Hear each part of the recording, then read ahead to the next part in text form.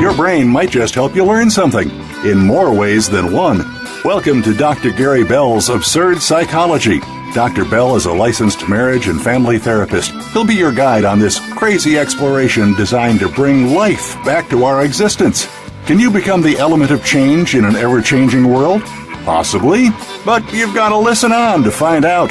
Now, here's the host of Absurd Psychology, Dr. Gary Bell. Welcome, everybody. Okay, we're going to be talking about a topic that a lot of people have heard about, but they're not really familiar with what it really is. And so we're going to go into deep dive, and it's called gaslighting. Gaslighting, Am I Crazy? That's the title of the show. Now, gaslighting is an insidious form of manipulation and control. And it comes from a movie, basically, in 1938 called Gaslight. And it's a film adaptation that was starred Ingrid Bergman. But the victims of gaslighting are basically misled and forced to doubt what they know to be true, even about themselves. And the victims end up doubting their memory, their perception, and their sanity. And over time, the gaslighter's manipulations grow more complex and potent, making it difficult for the victim to avoid. And so gaslighting can occur in personal, professional relationships, and gaslighters target their victims where it hurts. And so in their sense of identity, their sense of self-worth, all get attacked. And gaslighting is basically something that the term gaslight also comes from an Academy Award-winning 1944 film by the name, in which a man systematically sets out to drive the wife crazy by making her doubt the reality of her own perception. And so gaslighting can occur in personal, professional relationships, and gaslighters target their victims where it hurts. And so in their sense of identity, their sense of self-worth, all get attacked. And gaslighting is basically something that the term gaslight also comes from an Academy Award-winning 1944 film by the name, in which a man systematically sets out to drive the wife crazy by making her doubt the reality of her own perceptions. And today, that term has been expanded to describe a whole wide range of behaviors in which one member of a couple tries to manipulate the other to accept things are true, which are patently false. And generally, modern-day gaslighting takes place in the context of a relationship in which one partner is manipulative, self-centered, low on empathy, and has a vested interest in always being right. And this act is a description of people who have narcissistic personality disorder. And if you're in a relationship with someone with a narcissistic personality, there's a good chance you've experienced gaslighting for yourself. And if you've ever wondered why your level of self-doubt and confusion seems to arise sometimes when you're with your partner, there's 7 questions you can ask yourself that can help you determine if that person is feeding your self-doubt on purpose. And those questions would be, do they try to persuade you to doubt the evidence of your senses and what you are thinking and what you are feeling? Do they try to convince you that what you believe is wrong and what they believe is right? Do they react badly if you do not accept their version of the truth? Or are they extremely persistent and sometimes keep the argument going long after you've been asked them to please drop the issue? Are they do they attempt to bully you into admitting that they are 100% right and you are completely wrong? Are the facts always twisted so that they are the victim and you are always at fault? And do they twist and turn the truth to take such long and complicated arguments to prove their points that after every while you become eventually confused about what the reality is? And these are questions you would want to ask yourself. And if you find yourself answering yes to some of these questions, you're probably being gaslighted. And why are you being gaslighted? Well, there's 3 common reasons. One of them is they want to hide something that he or she is doing from you. They also want to change something about you, and they also want to have power over you. And so people that gaslight, that is usually their motives. Now, hiding, they'll attempt to convince you to doubt any evidence that shows them in a bad light and makes them feel ashamed. They might create negative consequences for them if this happens, and they don't want to face those consequences. And this could be something mild but embarrassing, such as evidence that they've been looking at the internet on porn, or something more important, such as gambling debts or an affair. A common scenario involves you finding something that puzzles you. It could be text from a strange person on your spouse's phone. It could be unusual charges on your joint credit card account, or it could be even a change in the way that they dress. And at first you think there must be a simple explanation, so you mention this to your spouse, and your spouse vehemently denies any strange thing is going on, and the response is so disproportionate to your question that it makes you even more suspicious. So you start to pay attention to things that you previously ignored, and as the evidence that your spouse is lying starts piling up, you become more and more worried, and some more and more worried. And so one day you confront them with the evidence, and they deny the whole thing and try to convince you that you are paranoid and imagining this because you're insecure and a jealous person. And that is very much what the person that is a hider, their common goal is. And usually gaslighters compose all of the hide, the change, the need to control. Now, the ones that want to change you, they want to change you so that you're closer to their ideal. And this can involve anything from dressing to suit their fantasies, reading different books, getting plastic surgery. If you resist, then they try to convince you that you're not good enough as you are. And so that can destroy a person's self-esteem. It can destroy a person's image of themselves because their partner wants something different than what they're getting on a physical note. And that's just as an example. Now, the ones that need to control, some narcissistic spouses want to be the only one with power and influence over you. And so they try to isolate you from other people whose opinions you respect, especially those who might disagree with their priorities. And if you allow it, they gradually start exerting control over large portions of your life until you're afraid to make decisions without their permission. And they enjoy the sense of power and control that they get from this. This is really how the elements work from a gaslighting perspective. In living with someone who has a narcissistic personality disorder is like living with an alternative reality when you're expected to accept whatever the narcissist says is true, even when it's obviously wrong. And if you object, you are made to feel as if you are at fault. Like the Red Queen in Alice in Wonderland, who tells the skeptical Alice that why sometimes I have believed as many as 6 impossible things before breakfast. Truth, even if you're clear in the beginning about the difference between reality and what you're being asked to accept, after a while, most people begin to get too tired and afraid of these narcissistic, naggy, crappy people, and they get anger because they have to try to correct them, yet they can never correct them. And so it's a small step from there to actually beginning to doubt your own perceptions, because in the end, if you're with a narcissist, you are being asked to always accept their reality and not your own.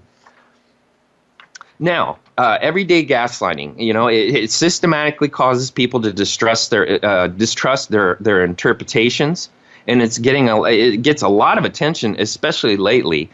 Carnarters use this technique for deliberate manipulation, but gaslighting doesn't have to be deliberate manipulation. Some gaslighters do want to make you feel crazy so they can control you.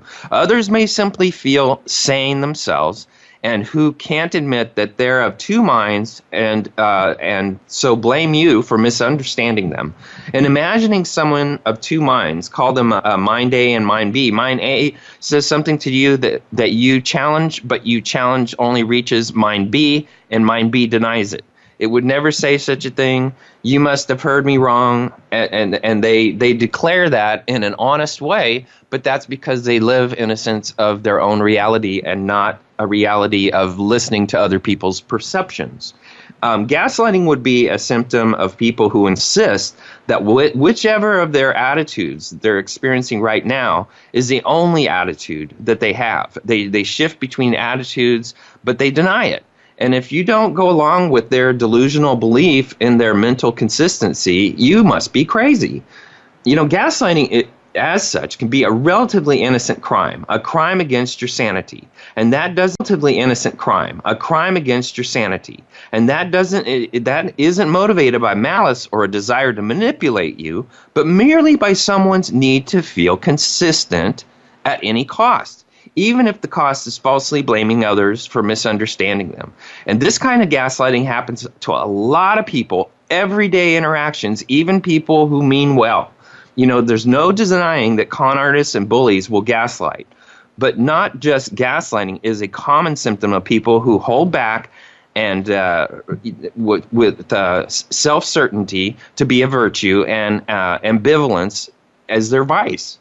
And some of us are honest about our inconsistencies and ambivalences. Others see inconsistency and ambivalence as marks of dishonor that they'll work to deny at any cost. For such people, gaslighting is just another version of I know who you are, but I know what I am. And so what they are is more important than what you are. And some of the statements you might hear is saying is you're contradicting yourself, and you say, no, I'm not. You're just so inconsistent that you can't see how consistent I am. I mean, that would be a statement coming from the narcissist. You know, you want to picture someone who sporadically turns 180 degrees without knowing or admitting it. So you're standing in front of them, they turn around, and suddenly you're behind them. So they scold you. Hey, you. Why did you suddenly jump in front of me? I'm standing still and you're hopping from one position to another. To make themselves feel consistent, they have to call you inconsistent. And that's kind of a bad example, but that's how it kind of works. There's nothing inherently wrong with double standards. We're all of two minds about a lot of things, but sometimes we're clear about when we shift from one mind to another. You know, for example, you can, minors shouldn't. You have a doubt standard, literally two standards. You explain why you do, and you can identify the point in which you cross from one standard to another. So you feel that minors can't drive, but adults can drive, but you know that minors can drive if they're of 16 years old. I mean, so people these are bad examples, guys, but they're getting into a mindset where they just flip and they move the cheese and basically are always trying to keep you on the defensive and self-doubting so that they get more of what they want. We shouldn't let ourselves be controlled by other people's self-certain interpretations. Intuition is some all-knowing sixth sense that knows in black and white what's always true. Rather, it's your accumulated habits of interpretation, your ability to read your situation, to guess, to bet how best to respond. And your intuitions have accumulated over your whole life, and indeed over life's history since you're evolving from being born. But plenty of habits of interpretation come from your intuition. However, what the narcissist does is continuously deaden your intuition, and they call it on the carpet because it may not have all the facts, and they basically turn your self-esteem down because they're attacking that sense of intuition, which is usually where you begin to investigate. You begin to wonder, okay, what in the world is going on with this person? To resist, you want to basically stick to your guns. Your intuitions could be wrong, and you know that already. But if gaslighters say, has it occurred to you that you may have misheard me? Yeah, that's possible. Yeah, you could be wrong about me, and your response is, tell me something. I have no inconsistencies, so you must have misunderstood me. And the big thing about narcissists is they always believe that they're consistently in the truth. They always believe that they are consistent in what they think about themselves and what they feel about themselves, and that they have no flaws.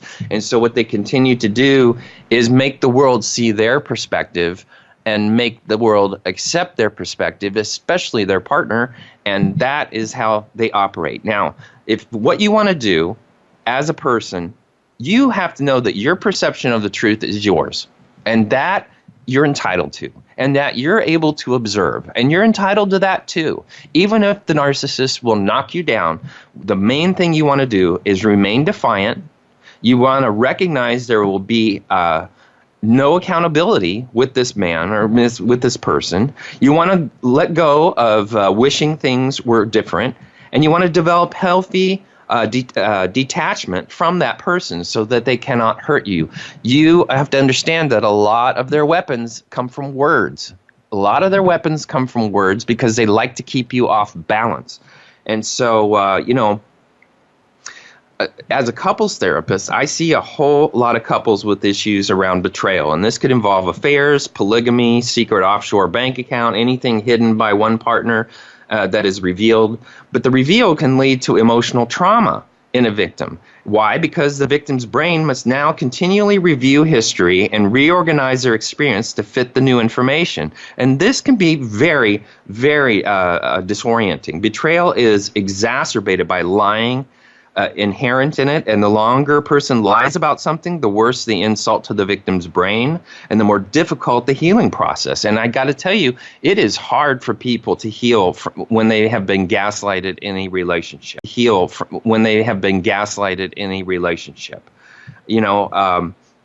Perhaps the most insidious form of lying is this gaslighting. In that case, the perpetrator not only tries to cover up the truth, but to refocus the blame on the victim as a means to escape from their guilt. And so they for example, you've got to up your medications. You're paranoid, a person may say to a partner, when they're about to discover a secret. They want to shift and talk about her paranoia, but so the secret won't come out. Oftentimes, the accusers are the ones that are doing. And so what you have to understand is these narcissistic people have a tendency to project their issues on someone else, and that other person's going, where are they getting this? How did this happen? What in the world are they coming from? They don't understand that this is what's going on in their life. This is what they're thinking about, and they're putting it on you. And if you know it doesn't fit, then you have to understand they're projecting. They're projecting their own insecurities, their own flaws onto you.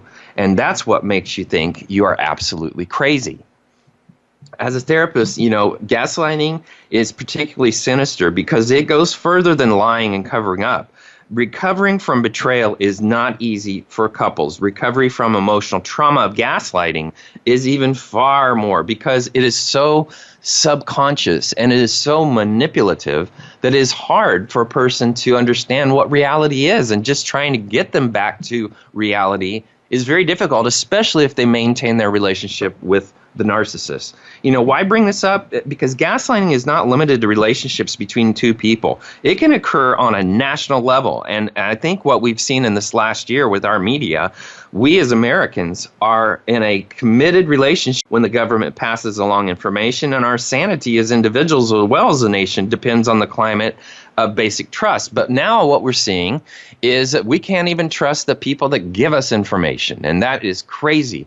The media is all over the place, and they do so much making up stories and twisting the facts into what they want you to believe rather than what you want to believe. Take a look at this tax reduction that we're getting, and the tax cut and the refining of the taxes. Basically, what's happening is the media is totally distorting the fact that 80% of the people that are going to get tax cuts, 80%.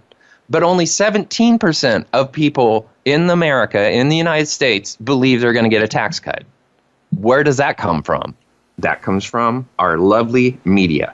We're not living in a movie. We are repeatedly lied to, and there are consequences to our national emotional health. Whether we realize it or not, individuals who have a personal history of being betrayed or lied to may be especially vulnerable. But every person is at risk. Everyone's brain is traumatized when it's forced to continually reconcile what we know to be a fact and the falsehoods that are being told us. All right, we're going to take a quick break. We're going to come back. We're going to talk about gaslighting in a relationship and what that looks like. We're going to talk about being accused of gaslighting. Come back. Welcome back, everybody. Okay, we're talking about gaslighting. Why am I crazy? That's what the gaslighters want you to believe, that you are crazy. But once again, they are projecting their own insecurities on you, and they are projecting their own truth and making that to be the only truth in this world. And their idea is, if I can knock your your self-esteem down low enough, you will buy my truth and never put up an argument. And how dare you? It's called a narcissistic rage. When they get angry because you won't. You rage when they get angry because you won't. You just won't agree with them, and they can't stand that.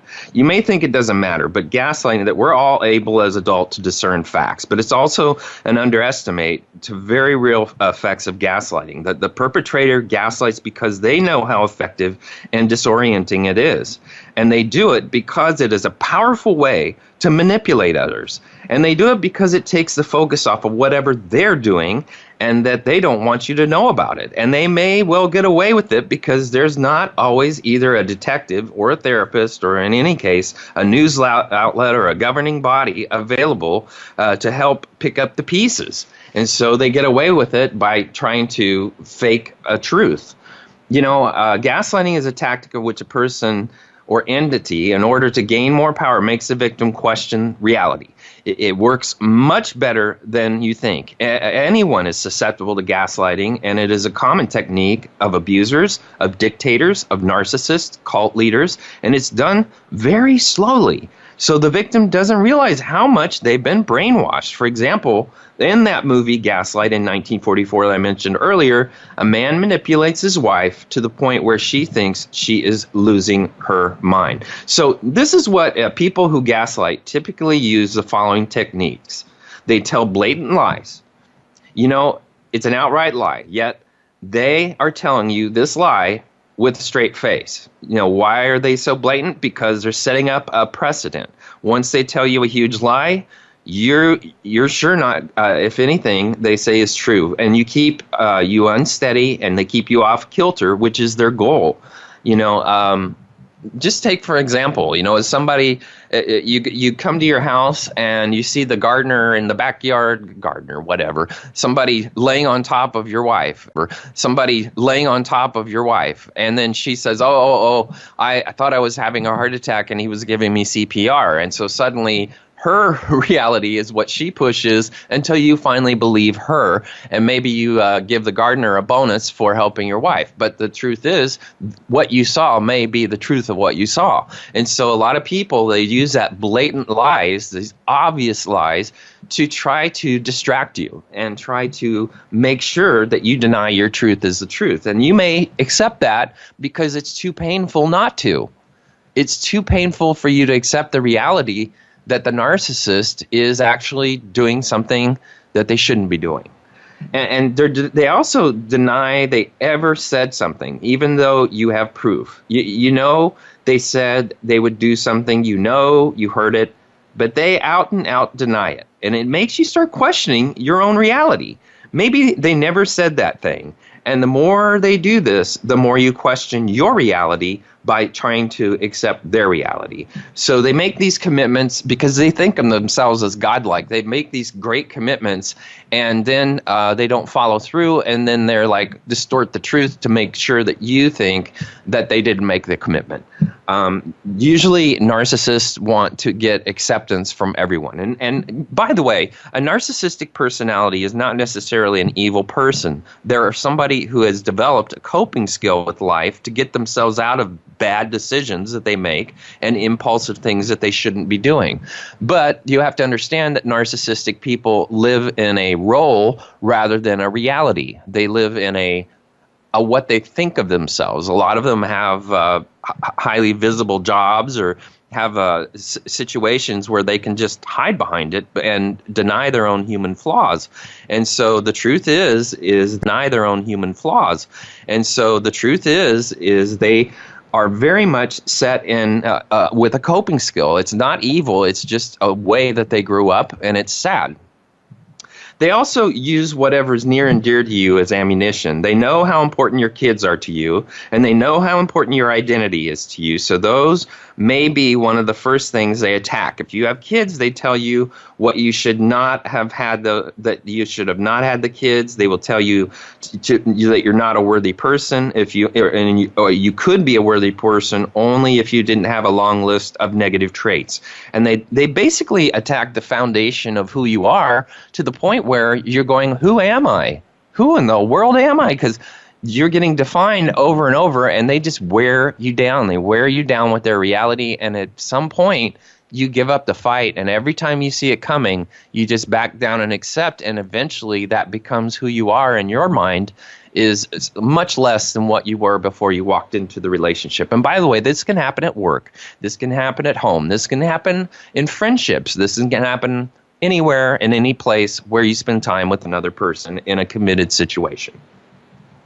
And the biggest thing that they love to do is they wear you down over time. This is one of the insidious things about gaslighting. It's done gradually, over time. A lie here, a lie there, a snide comment every so often, and then it starts ramping up. Even the brightest, the most self-aware people can be sucked into gaslighting, and it is that effective. It is the frog in the frying pan analogy. The heat's turned on slowly, so the frog never realizes what's happening to it until it's too late.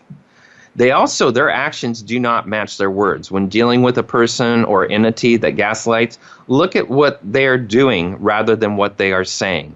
What they are saying means nothing. It's the just talk. What they are saying. What they are saying means nothing. It's the just talk. What they are doing is the issue. They also throw in a positive reinforcement to confuse you. You know, this person or entity that is cutting you down and telling you don't have value is now praising you for something you did. And this adds an additional sense of uneasiness. So you think, well, maybe they aren't so bad. Well, yes, they are. This is a calculated attempt to keep you off kilter, again, to question your reality. Also, look at what you were praised for. Is it probably something that served the gaslighter? That's usually the case. Also, and we're talking about gaslighting in relationships of any kind, they know confusion weakens people. So gaslighters know that people like having a sense of stability and normalcy. And their goal is to uproot this and to make you constantly question everything. And humans' natural tendency is to look at the person or entity that will help you feel more stable. And that happens to be the gaslighter. They protect. They are maybe a drug user or a cheater, yet they're constantly accusing you of that. And this is done so often that you start trying to defend yourself. And you're distracted from the gaslighter's own behavior. They also try to align people against you. They are masters at manipulating and finding the people they know will stand by them no matter what. And they use these people against you. And they will make comments such as, the person knows that you're not right. This person knows you're useless too. Keep in mind, it's not what they mean that these people actually said these things. A gaslighter is a constant liar. And when the gaslighter uses a tactic, it makes you feel like you don't know who or to trust or to turn to. And that leads you right back to the gaslighter. And that's exactly what they want. Isolation gives more control.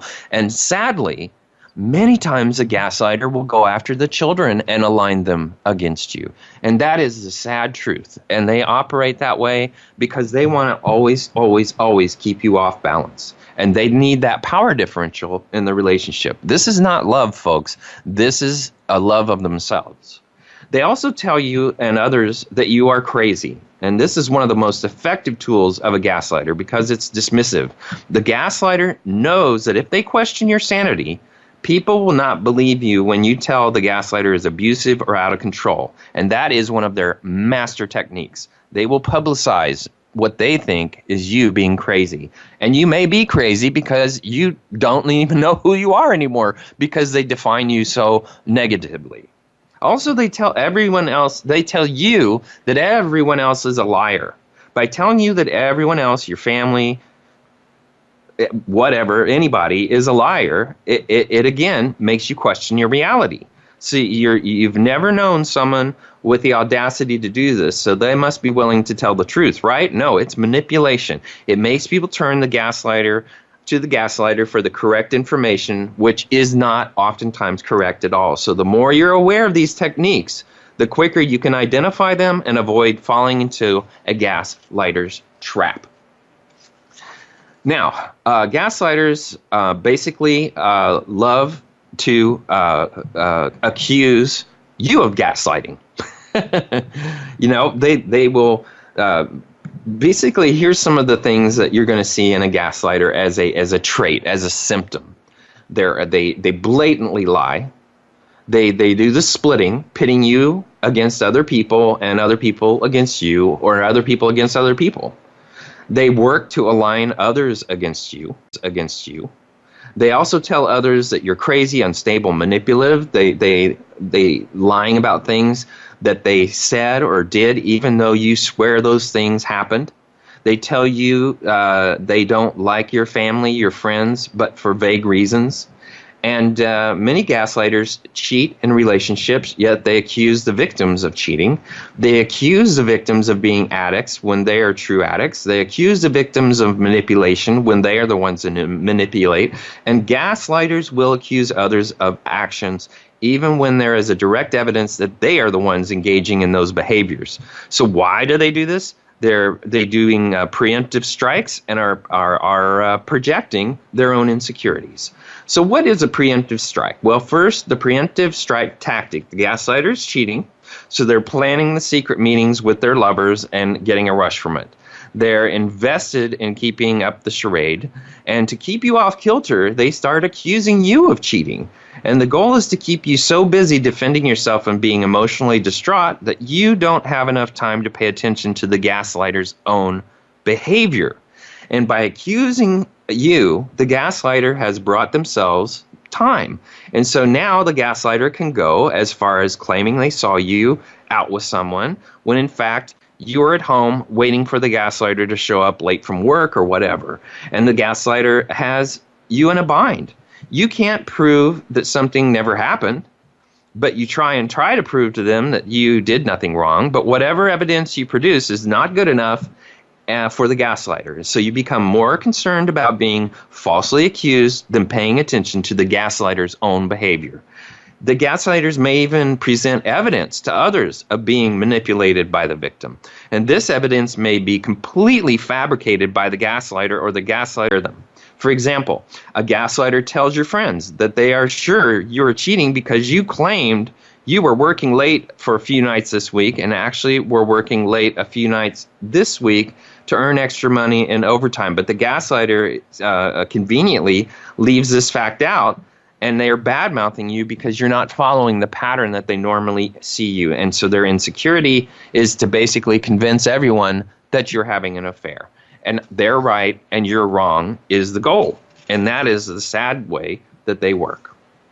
You know, let's say the gaslighter in your life is addicted to heroin. You suspect they've stolen money from you to feed their addiction, and before even getting a chance to confront them, the gaslighter calmly tells you that they're concerned that you are an alcoholic. You immediately go into a defense mode. No one has ever accused you of this before, and it's a shock. And it throws you into a tailspin.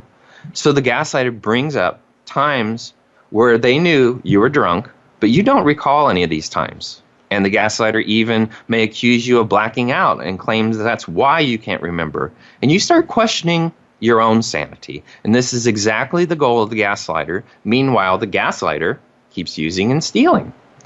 You know, besides direct contact with the victim and their family and friends, the gaslighter also uses social media as a way to accuse and deflect from their own behavior. The gaslighter knows that once something is posted on social media, the information travels quickly. So the gaslighter is also in a position of power on social media by never answering any questions about the truth of their claims, thus perpetuating the gaslighter's lie.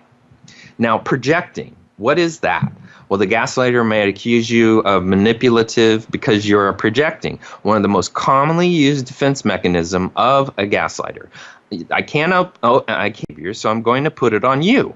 While a preemptive strike is a gaslighter's conscious choice to manipulate you for their gain, projection can be done on a conscious or unconscious level. While some gaslighters are very aware that they're putting their behavior on someone else to get what they want, some gaslighters who are projecting are not even aware that they're doing it. In either case, projection is an unhealthy behavior, and it should not be tolerated. It does enormous amounts of mental damage to the victim of a person that spends their whole life with someone who puts them in a position where nothing they have to say is valid, nothing they have to say is right, and only the narcissist can make the right choices.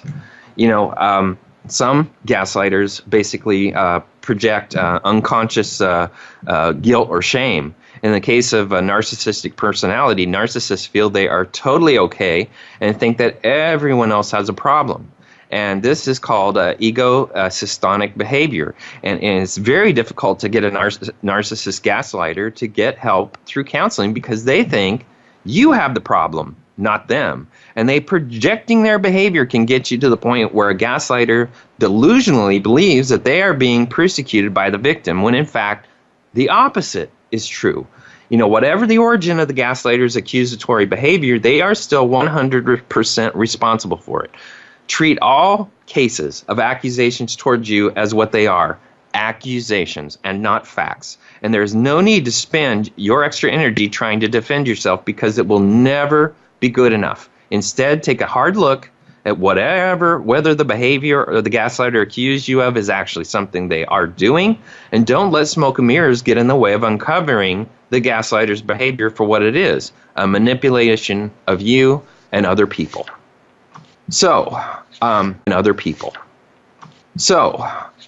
What you need to know, and there's a lot of things you need to know about gaslighters. We're going to go into that in just a few minutes. We're going to take a quick break. We're going to come back, and we're going to talk about what you need to know and how you need to defend. Come back. Welcome back, everybody. All right, we're talking about gaslighting and questioning your own sanity. Am I crazy? Gaslighting does not have to be deliberate. It is basically the belief is that it's acceptable to override another person's reality. And the rest just happens organically when a person who holds that belief feels threatened. And so we learn how to control and manipulate each other very naturally. The disgusting feature between someone who gaslights and someone who doesn't is an internalized sense of ownership. They basically, it's a coping skill for them. It's something that they learn usually in childhood, where they had to lie themselves all the way through childhood to avoid punishment or to create an image. Whatever that was, they had to manipulate reality for everyone.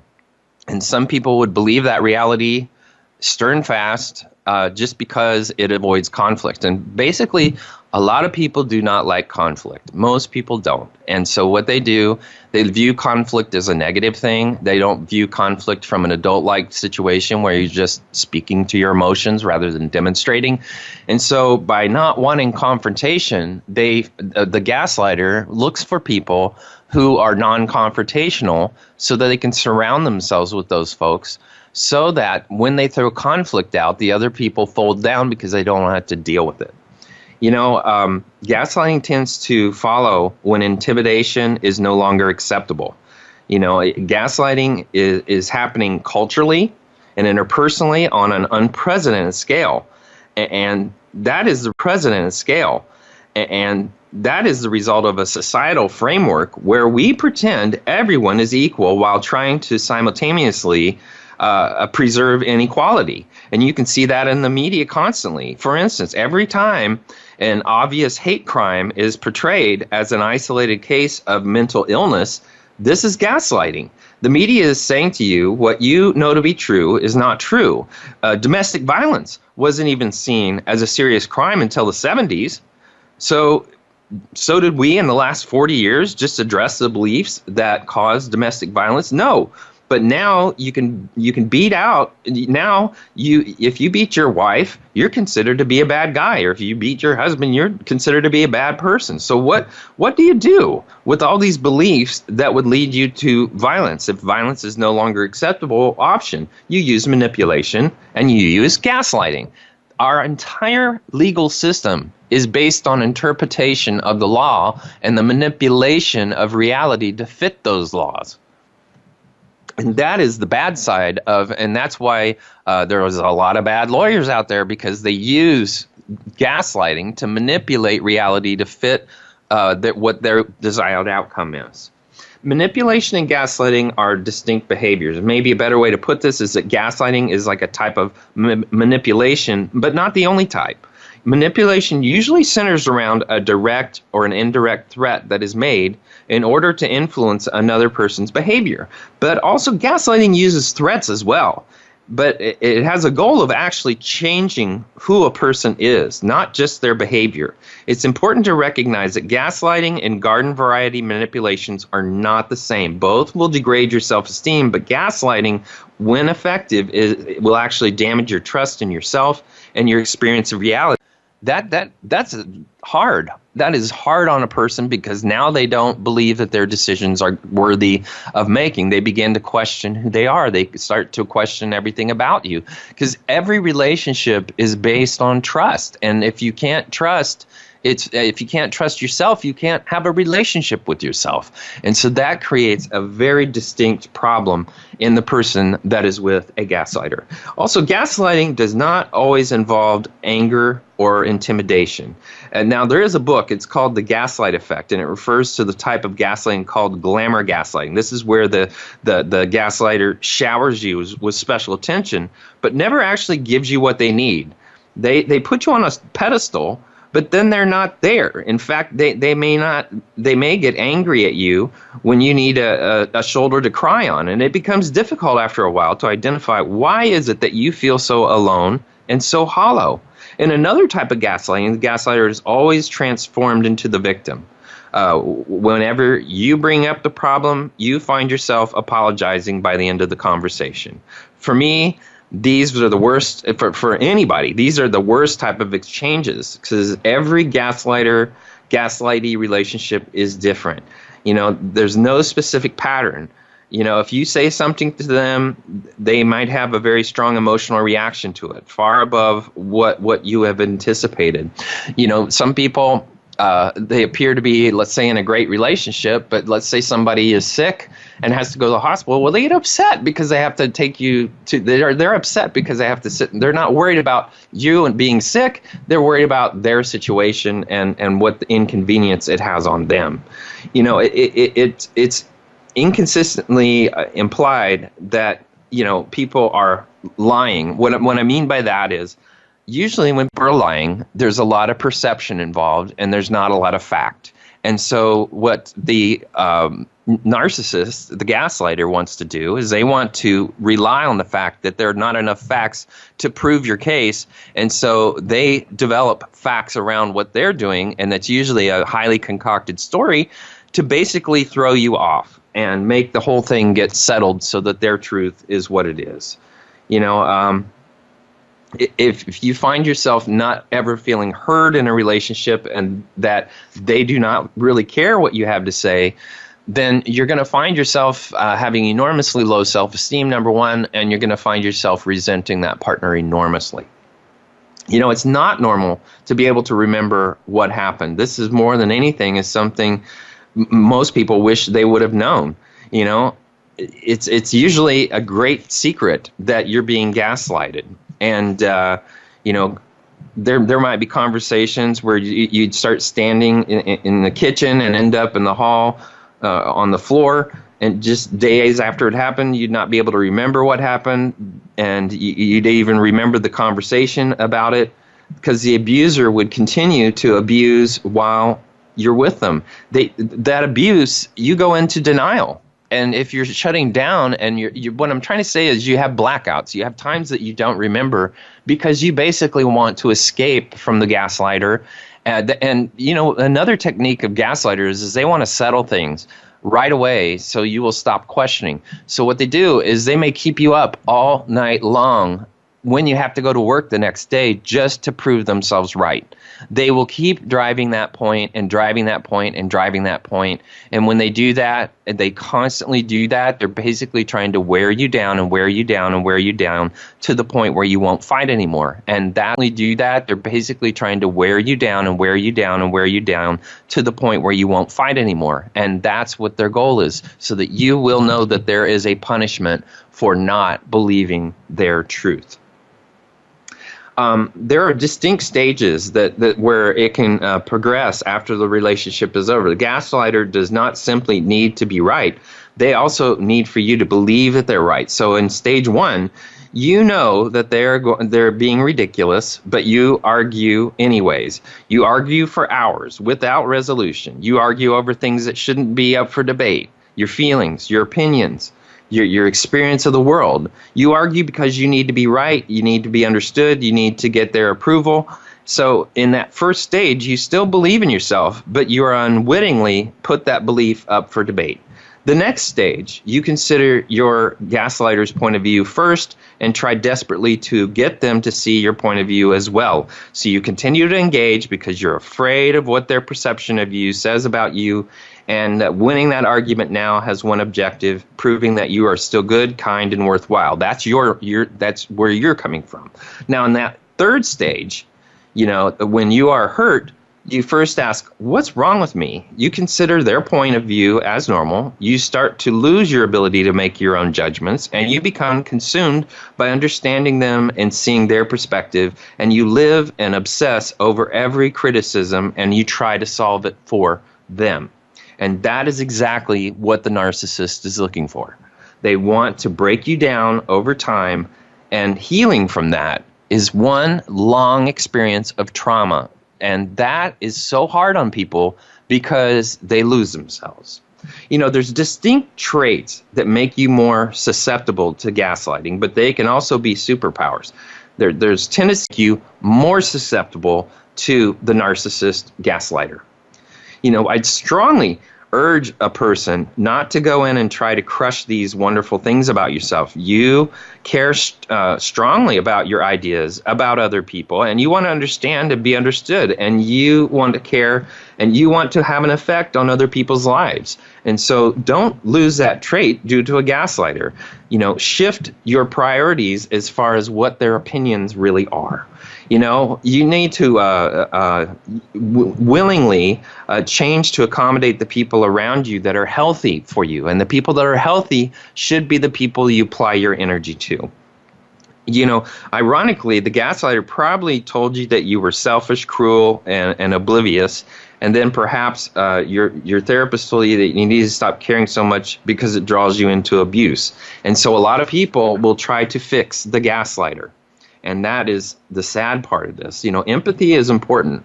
And it is important for all of this, for all of us. But, when people say your empathy is a weakness, they're wrong. Your empathy is a superpower. That is what makes people attractive. And your desire and your ability to empathize can keep you in the cycle of abuse. And so you have to be careful with the sense of the narcissist. They're going to try to play on your empathy and use that. So, empathy and sympathy are two different things, but the deal with empathy is you just don't want to buy their narcissism. You want to put them in their place, and you want to stand your ground, and don't try to get them to agree with you. Just state your truth and say, I'm sorry you feel that way. I'm sorry you think that way. Sad for you. You don't have to agree with them. Just validate them. Say, okay, I'm sorry you think like that. That's sad that you think of me like that. You don't have to feed it. You don't have to feed them and try. You don't have to feed it. You don't have to feed them and try to make your truth their truth, because that power play you will always lose. You have to know what your truth is. You always have, and you always will.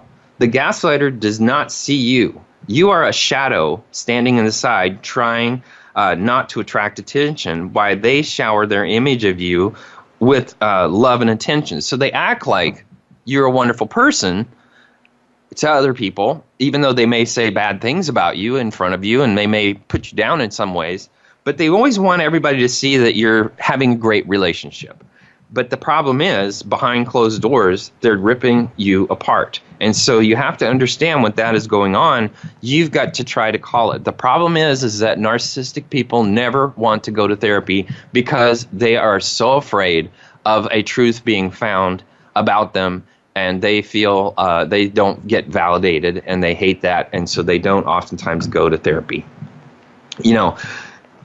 The end game is not confrontation, it's non-engagement. A real common type of gaslighter is the abuse victim who confronts the abuser. They confront them years later, and in the moment they show themselves and their abuser that they don't have to be afraid anymore. That's in a movie scenario.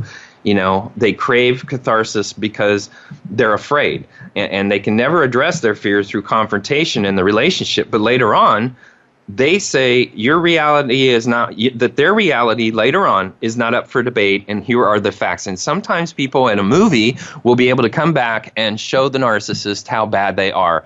All of us love movies like that where the narcissist finally gets put in their place and the reality gets revealed, and suddenly people see what they need to see. Okay. Affecting gaslighting, Affecting gaslighting basically asserts that intense conviction that the other person begins to doubt. So, you want to be able to hold on to your reality and understand that your perception of the truth is what you are entitled to. You can have your own truth. All of us have our own truth, and our whole idea is to validate, but we don't have to agree with other people. Validation is, I understand, I hear what you're saying, so what you're saying is this. Sad you feel like that.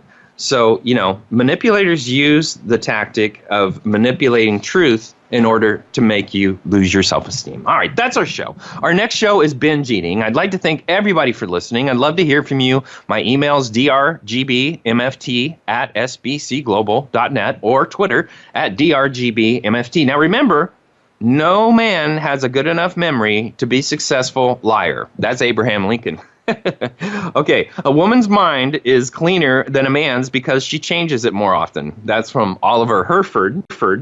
And laugh and the world laughs with you, snore and you sleep alone. That's Anthony Burgess. Thanks for listening, everybody.